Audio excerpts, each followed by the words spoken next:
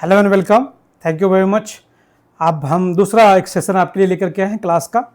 इसको ये past tense के बारे में ही है। अभी हम पास्ट टेंस के जो है एडवांस टेंस पढ़ रहे हैं या कंसिक्वेंस ऑफ टेंस पढ़ रहे हैं। तो इसमें रूल नंबर 6 है हमारे सामने।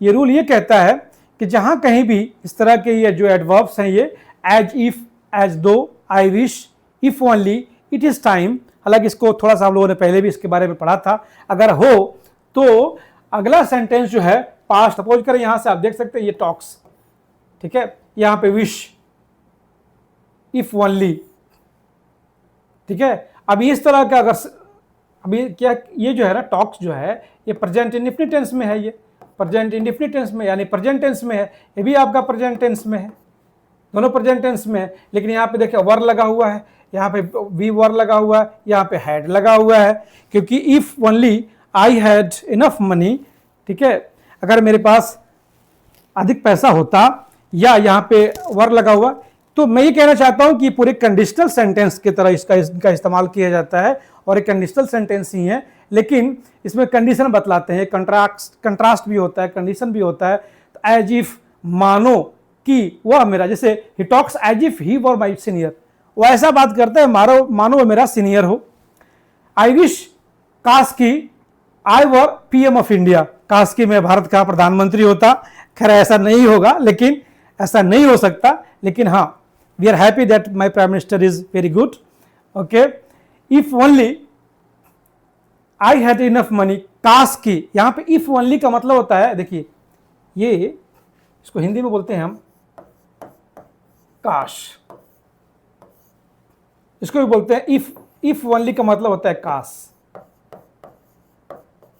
काश, काश कि मैं राजा होता, काश के मेरे पास घोड़े होते, काश के मेरे पास 2 घर होता, काश के मेरे पास 2 गाड़ियां होती। तो ये सारी जो है ना, ये एक तरह का कंडीशनल सेंटेंस है, ठीक है। इस तरह का अगर है, भले ही यहाँ पे प्रेजेंट टेंस है लेकिन यहाँ पे पास्ट आ गया, भले ही यहाँ पे प्रेजेंट टेंस है लेकिन आगे जो है पास्ट आ गया, ठीक है।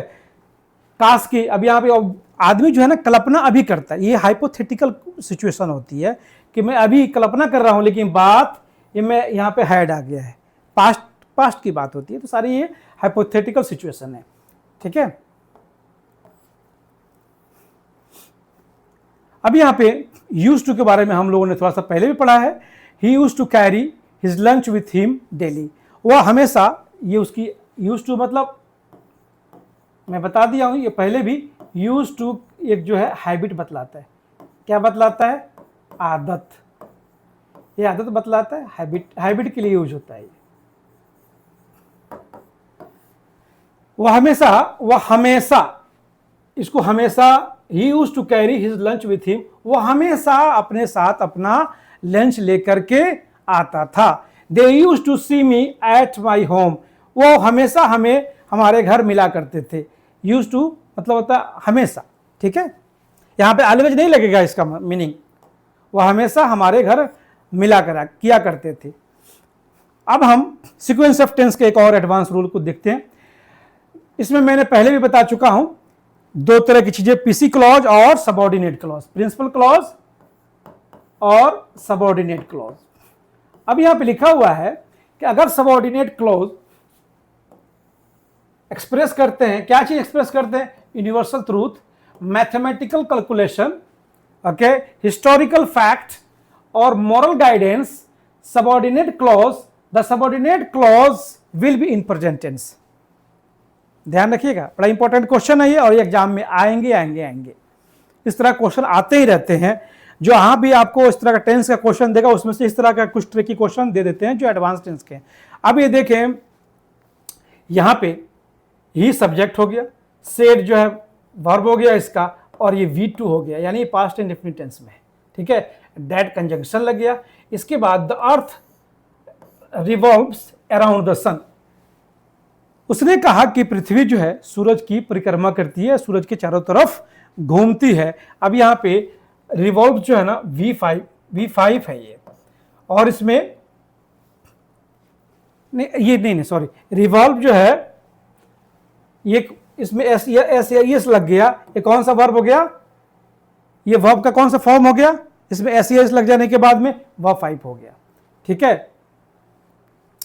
अब सॉरी करेक्ट था, ये V5 ही होगा, ठीक है। उसके बाद से he said that 2 and 2 is 4। अब यहां पे देखें ये सेंटेंस जो है क्या यूनिवर्सल ट्रुथ नहीं है? बिल्कुल यूनिवर्सल ट्रुथ है।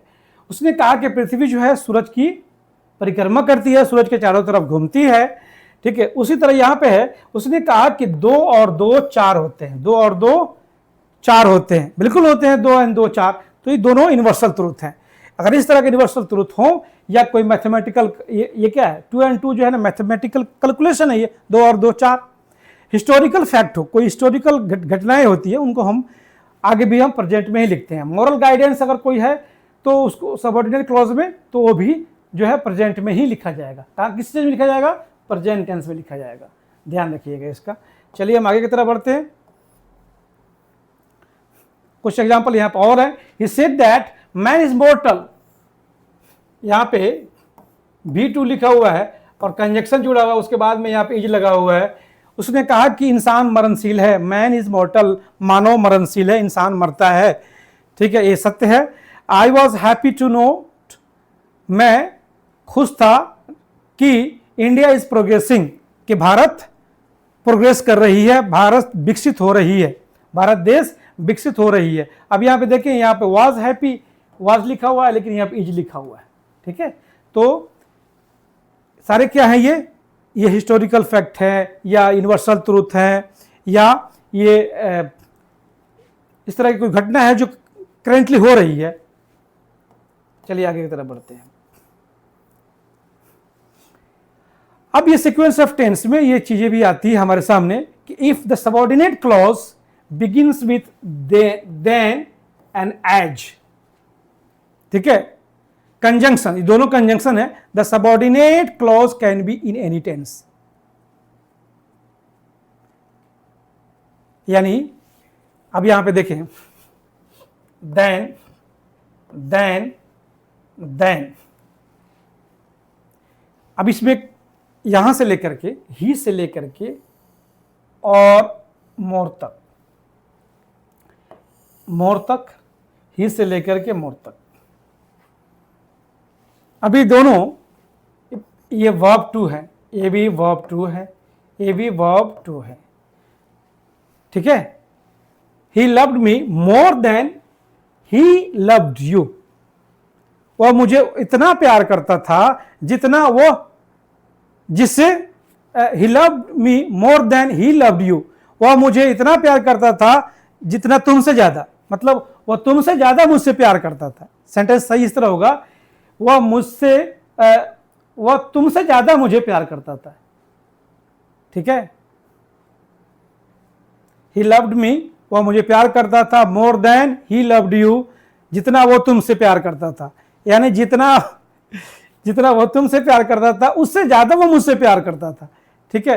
He loved me more than he loves. अब देखिए यहाँ पे ये V2 तो है यहाँ पे, लेकिन यहाँ पे क्या है, ये V5 है। फिर यहाँ पे आप देख सकते हैं, यहाँ पे विल लिखा हुआ है, किसकी वजह से, तो देन के वजह से, देन लगा हुआ इसकी वजह से, यानी ये किसी भी टेंस में हो सकता है, ठीक है। चलिए आगे की तरफ बढ़ते हैं। इस तरह क्वेश्चन आपके एग्जाम में आएगा। अब यहां पे if subordinate clause begins with an adjective clause, भी एडजेक्टिव क्लॉज क्या है? The subordinate clause can be in any tense, subordinate clause किसी भी टेंस में हो सकता है। देखिए जब हम एडजेक्टिव जो है ना, एडजेक्टिव ऑफ टाइम होता है, एडजेक्टिव ऑफ प्लेस होता है, ठीक है। एडजेक्टिव के कई सारे टाइप्स होते हैं, जब एडजेक्टिव पढ़ाएंगे डिटेल से पढ़ाएंगे, लेकिन यहाँ पर आप देख सकते हैं, यहाँ पे एडजेक्टिव क्लॉज लिखा हुआ है। ये कौन सा एडजेक्टिव है? ये वेयर, वेयर, ये एडजेक्टिव क्या है? ये प्लेस है, ये प्लेस बतला रहा है। कह रहा है कि आई विजिटेड द प्लेस, मैंने उस जगह को विजिट किया जहां, वेयर, वेयर मतलब यहां पे मतलब होगा जहां, जहां, इसका मतलब कहां नहीं होगा, ठीक है। इसका मतलब होगा जहां एक्सीडेंट टुक प्लेस, मैंने उस जगह का विजिट किया, दौरा किया, मुआयना किया जहां पे घटना घटी थी, घटना घटी थी। एक्सीडेंट टुक प्लेस एक तरह का फ्रेज है ये, ठीक है, जहां पे घटना घटी थी। आई विजिटेड द विलेज, मैंने, देखिए ये आई विजिटेड, मैंने विजिट किया या दौरा किया, द विलेज, इस द का मतलब होता है उस, ठीक है, इसका मतलब होगा उस, मैंने उस गांव का, इसे यहां पर द का मतलब उस होगा या उस, मैंने उस गांव का विजिट किया, दौरा किया जहां पे वह रहती है। ठीक उसी तरह हम यहां पे देख सकते हैं कि आई विजिटेड द होटल, मैंने उस होटल का विजिट किया जहां पे सी विल स्टे, वह ठहरेगी, वह रहेगी। यानी ये तीनों जो है ना, आप देख सकते हैं ये V2 है, ये भी V2 है, ये भी V2 है, लेकिन यहां पे आप देखें ये प्रेजेंट इंडेफिनिट में आ गया है, ये आपका पास्ट इंडेफिनिट में आ गया है, और ये फ्यूचर इंडेफिनिट में आ गया है। ये पास्ट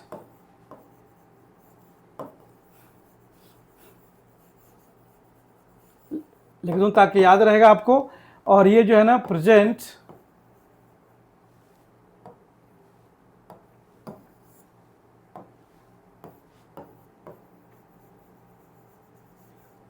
इंडेफिनिट में आ गया,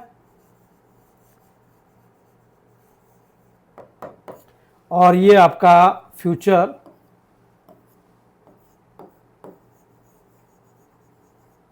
इंडेफिनिट हो गया।